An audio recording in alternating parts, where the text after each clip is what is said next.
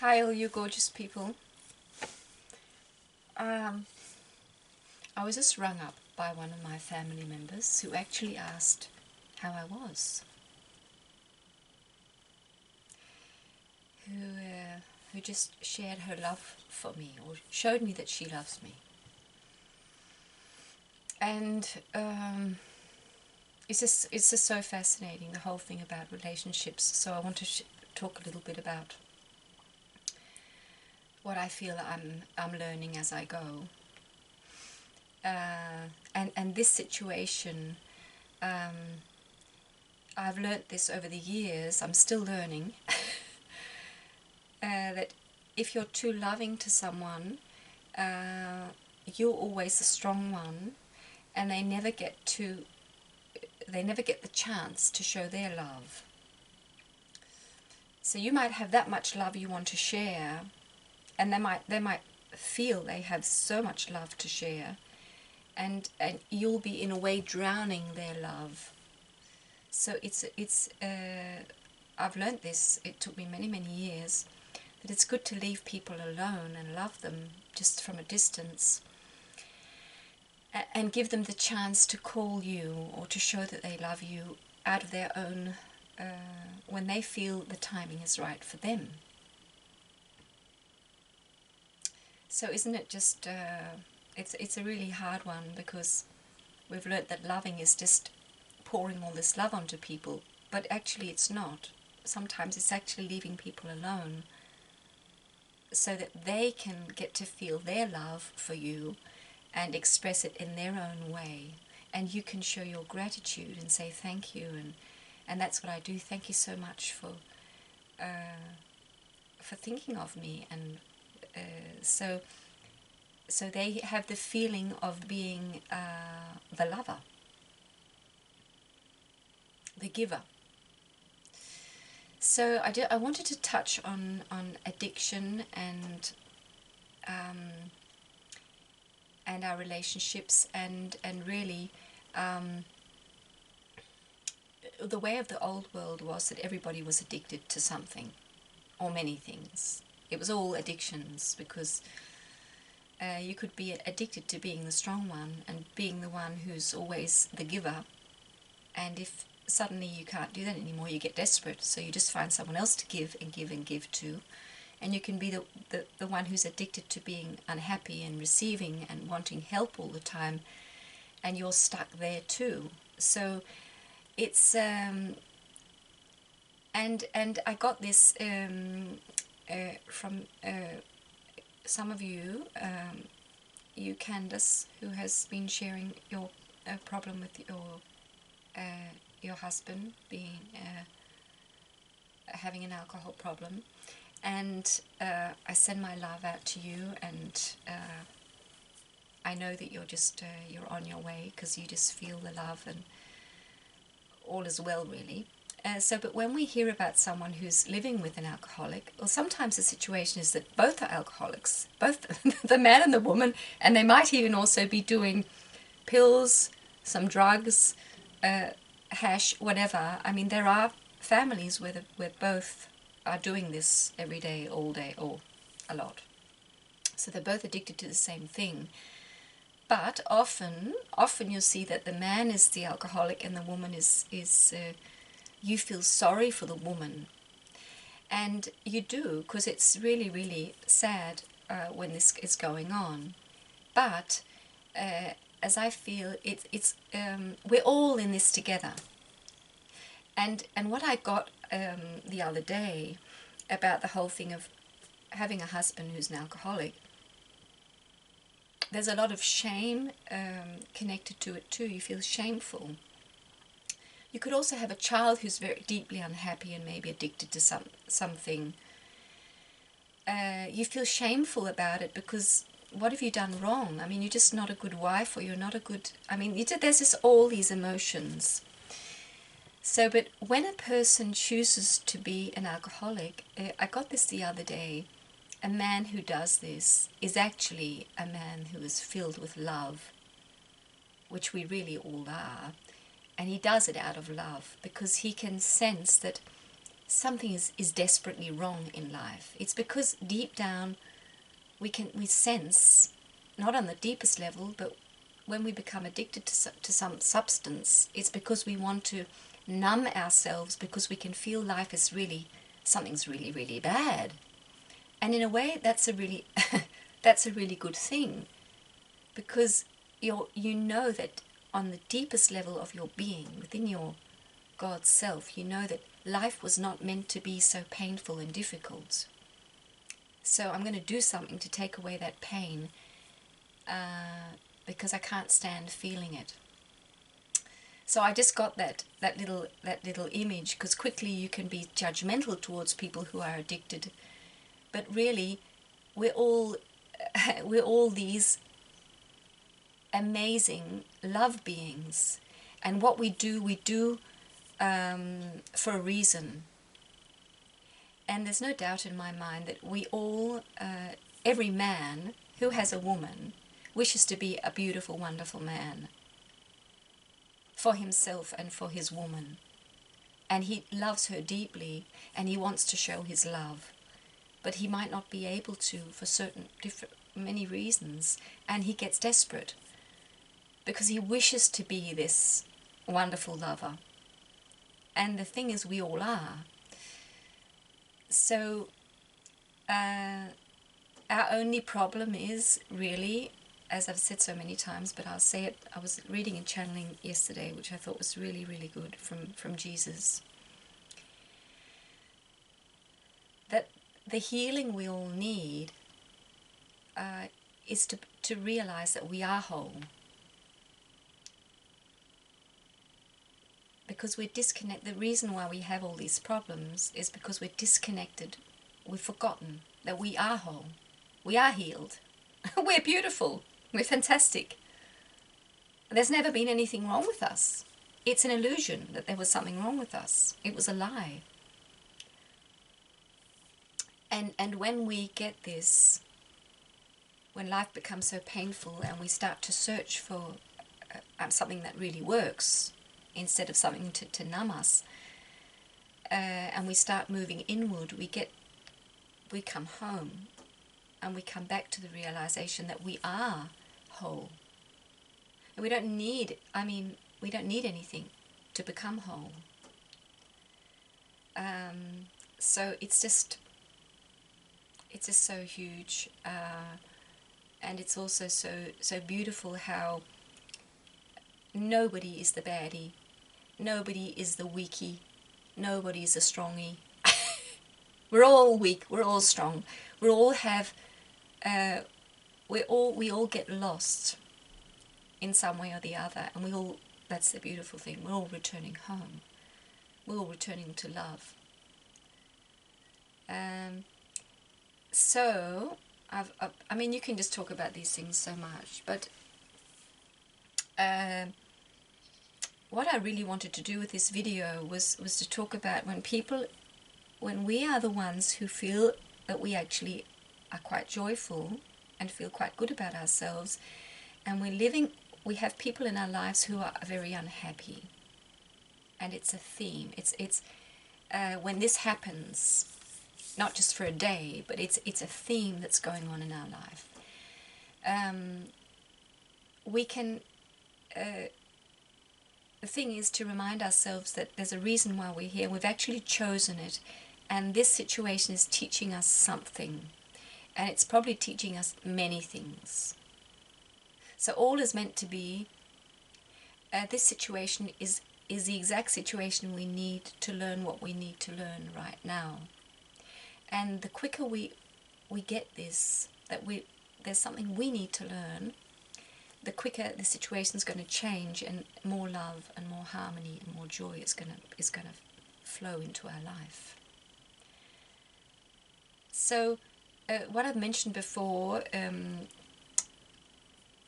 several times also on the other channel is how we are mirroring each other. And on my journey, I got to I had a massage therapist for a while, and she taught me a way of looking at this. So we'll just see the simple way to see because that's what we need to do. We need to ask, this person in my life, or maybe many people who are unhappy, they're mirroring me in some way or the other. When I feel uncomfortable with it, when we get to the state where we say it doesn't matter, I'm where I am, they are where they are, and it's not triggering me anymore, then we've actually learned the lesson. But when we feel this is painful to see these people like this, the first step I feel is to ask where these people are unhappy. So what we do is ask ourselves, where am I unhappy? And that's where the healing starts. And there's definitely somewhere we're unhappy. And the first thing could be that because they're unhappy, I feel unhappy. But we have to go deeper. And so, because that's the trick. See, that's the addiction and the trap. That the ones of us who are the ones who are the more positive people, we find people who are unhappy because then we can we get this role, and we're actually addicted. It sounds really, really horrible, but we get addicted to being the helpers for someone, and it's the ego loves this. The old self loves this. We have this system going on in our life where somebody's around us is always unhappy and has some problems, and the ego. So the ego is controlling us. It's not the soul. And the what can you say? What we believe is that we should keep solving their problems. We keep shining our attention onto their problems. Where the soul, our deep inner being, our God self, is saying, come back to yourself and ask, how do you feel? Because that's what matters. And this is really difficult because we've learned we have to give and give and give and help others. And the whole Christian tradition it's right through it. And many people, Christian people, have very, very difficult lives because they've spent all this time and attention on others who need help that they're totally messed up themselves. And there is definitely an aspect of healing. We do get healed when we start to show love to others. There's no doubt. Give and you shall receive. But we all need to go into this secret place within us, this holy inner sanctuary, and sense, how do I feel? How am I? And do the work there. So that when we help others, it's not because we're addicted to it, but it's simply because we do it out of love. And we're aware of how we feel. And then these people will stop mirroring us. So already there, 50% of those people will be gone because you've started giving yourself attention and noticing, where am I unhappy? Is there a sadness in me that they are mirroring, actually showing me, so that I can heal this? And they also, there's many lessons in this situation. So what that massage therapist taught me, which I've mentioned before, is that this is another way of asking, is to say, what is this person doing to me? Well, they're draining me, and they're not showing their love because they're totally self-indulged because they feel sorry for themselves. So let's just say they're not showing their love to me because they're always in lack. And so the trick, or the thing here is to say, okay, whatever they're doing to me, I am doing to myself. So that's how they're teaching us more about ourselves. So this is a little bit different way of seeing it. So what they're doing to me, they're being unloving towards me. Then we ask ourselves, where am I being unloving towards myself? And go into that. See, on every level of your life, physical, mental, everything you're doing, where are you not showing yourself love? And I mean, this is just so huge. So by doing this, starting spending time every day working on this and healing this, the situation will disappear because it doesn't need to be there anymore. And these people will move on. So the other thing I've been learning, which I've really expressed very clearly to you, is that I had to say stop. And that's another one that can be necessary for us, but not for everyone in this situation who has these themes in their life.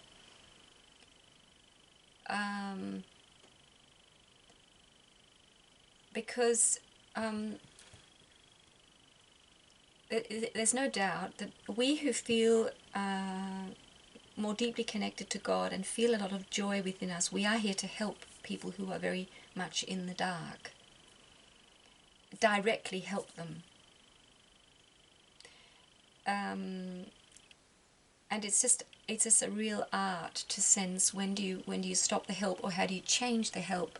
As I was saying before, by not calling, you're actually giving them what is really helping them, so that they get the chance to show the love that they feel.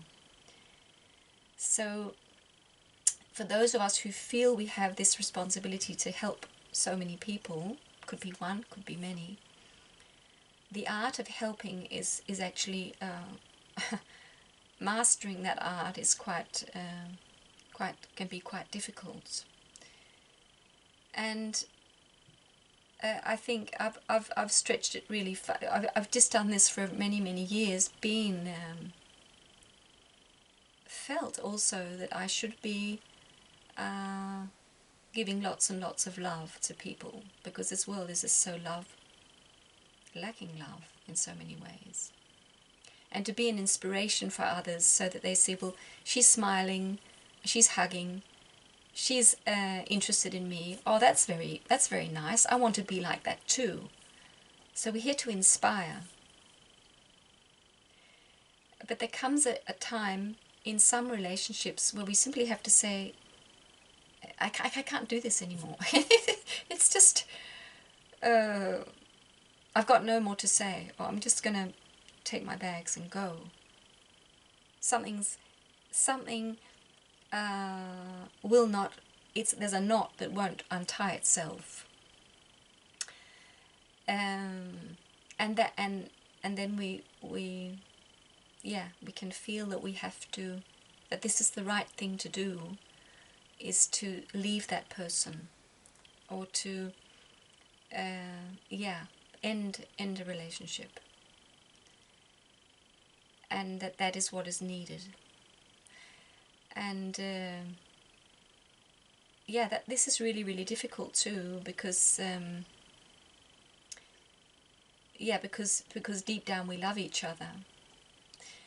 But we have to love each other so much that we can accept that some people actually have chosen to be unhappy all their life,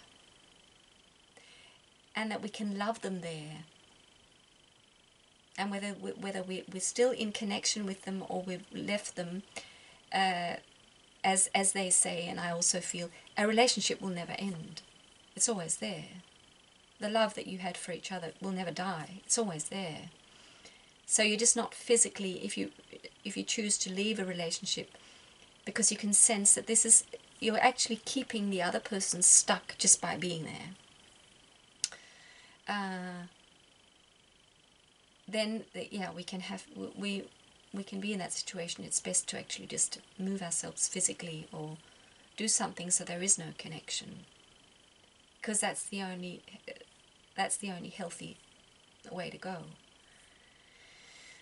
So this is just so huge, but I think to really get away from the whole thing of, oh, he's addicted and she's doing this, and you're putting, as we used to do, putting people in the bad box and some in the good box. She's the good one, he's the bad, whatever.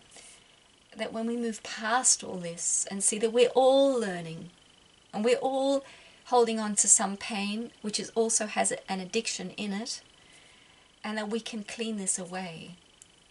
And and to really, really release our a grip on other people, and really honor them on their path, seeing that we all God's children, we're all beautiful. It's just I just love living like this.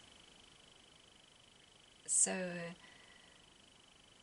it gives such peace, because and also to see people's resilience and strength, to see that they can do this. They are within themselves, they can do this, and to see people in that light, that I see that you can do this, and I trust in that, all that strength that you hold within you. I mean, that's so helpful, instead of sitting and feeling sorry for someone, or angry at someone, or just seeing their weakness, to see that deep within we're all very, very strong, very, very capable. Yeah, so this was a real little journey into more about relationships, and it's it's really wonderful. It's really difficult when we're in it, but when we get this this view on it, I feel it becomes, you feel how it's nourishing you. You're learning, you're growing from this. This is actually, the problems in your life are the manure on your little tree. It's the nutrients in the soil that are making you grow. So we're not trying to push them away anymore, the problems, so-called problems. They're there to actually make us grow. So all is well. So I'll finish now, and bless you all. See you.